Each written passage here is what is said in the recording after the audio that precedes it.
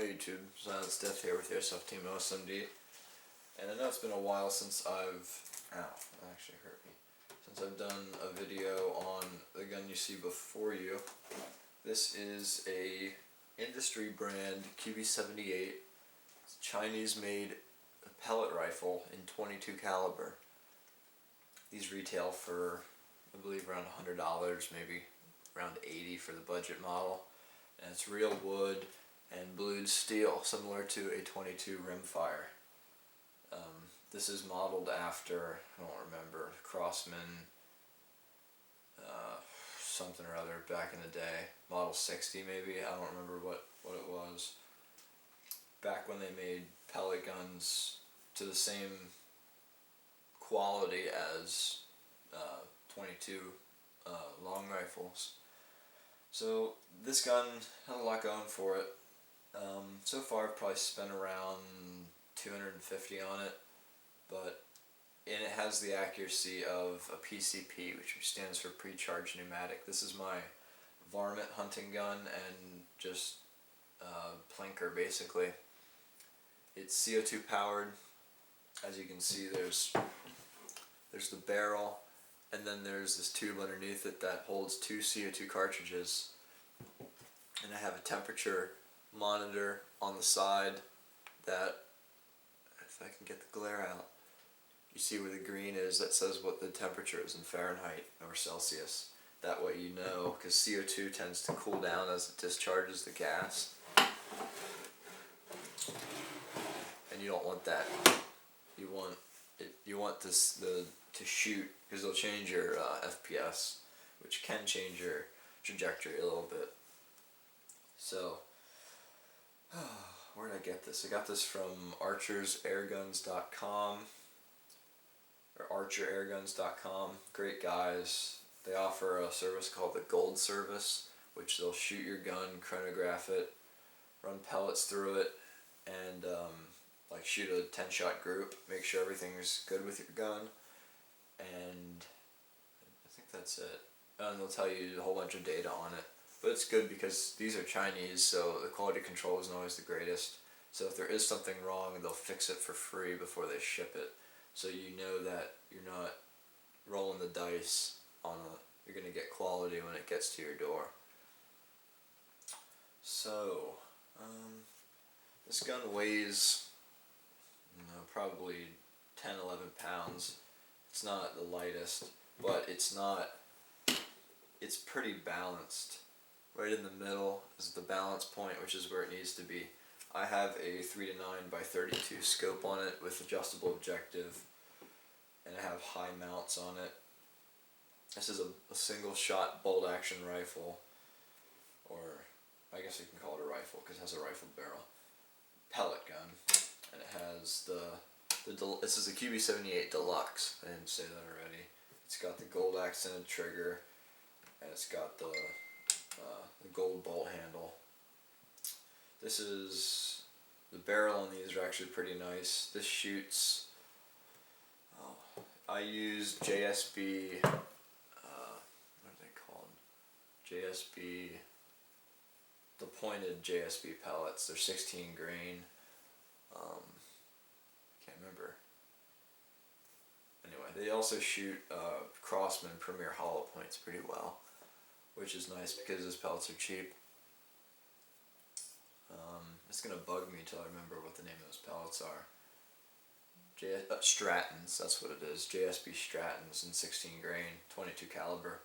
It'll shoot single hole groups at 10 yards off of a rest, depending if you can shoot well, which pellet guns are actually some of the hardest guns to shoot well, because a real rifle, it shoots the pellet or the bullet fast, so fast that the bullet's actually out of the barrel before the recoil can even start to move the barrel. But in a pellet gun, this shoots at like 500 FPS with like a 16 grain pellet or something.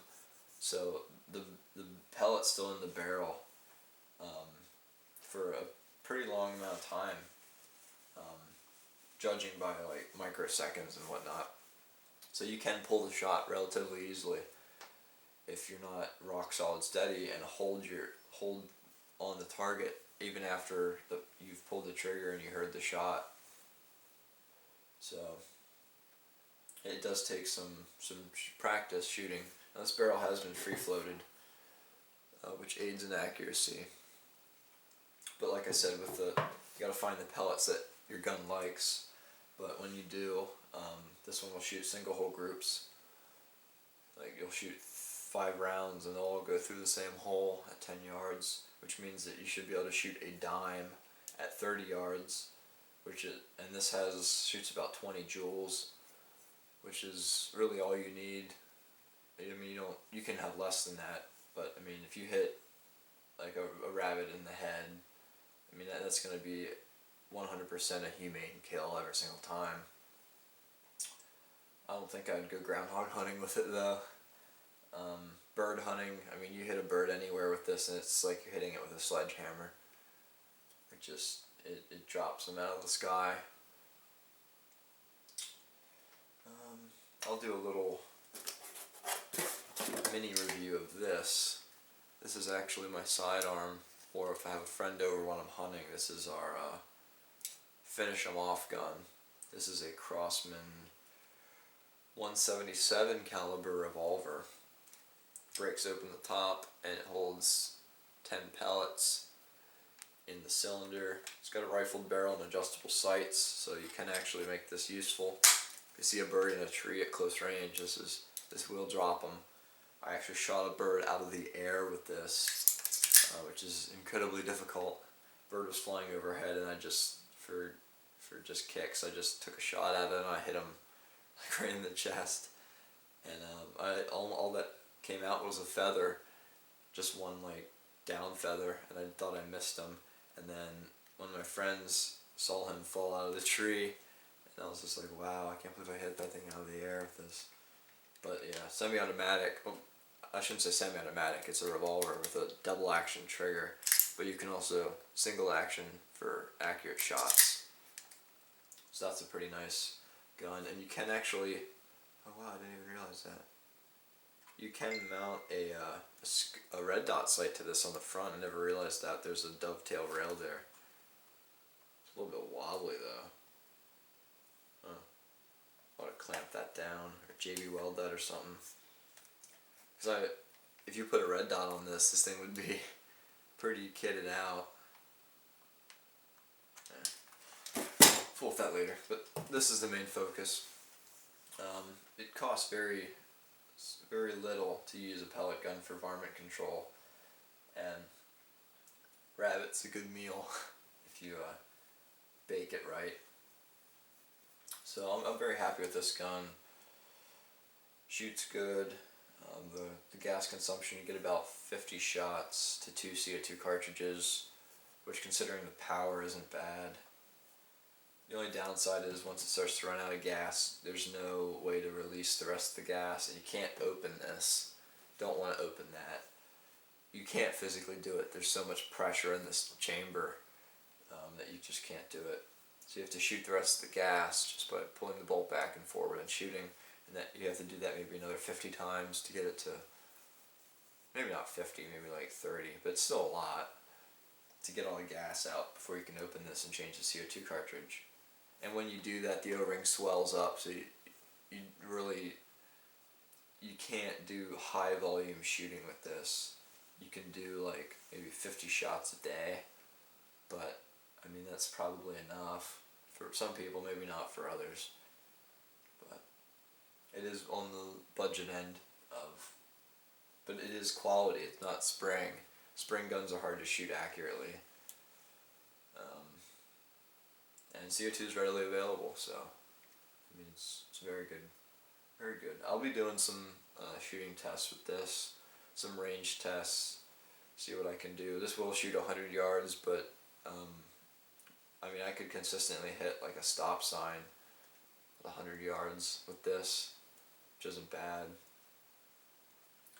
Which tells you that the groups are pretty good, even way out there. I mean that's not that great. That's like kind of big, but some guys can, with pellet guns, with the real high-end stuff, can hit like 1-inch groups at or half-inch groups at 50 yards. Like Ted's holdover on YouTube, I know he does some pretty amazing stuff, but those are like FX Revolution guns that are like $2,000 or $1,500, which I would love to have one of those, but this gets the job done, and that's pretty much all I gotta say about it. I tend to ramble on, so this is Silence Death from Airsoft Team OSMD, and as always guys, have a good day.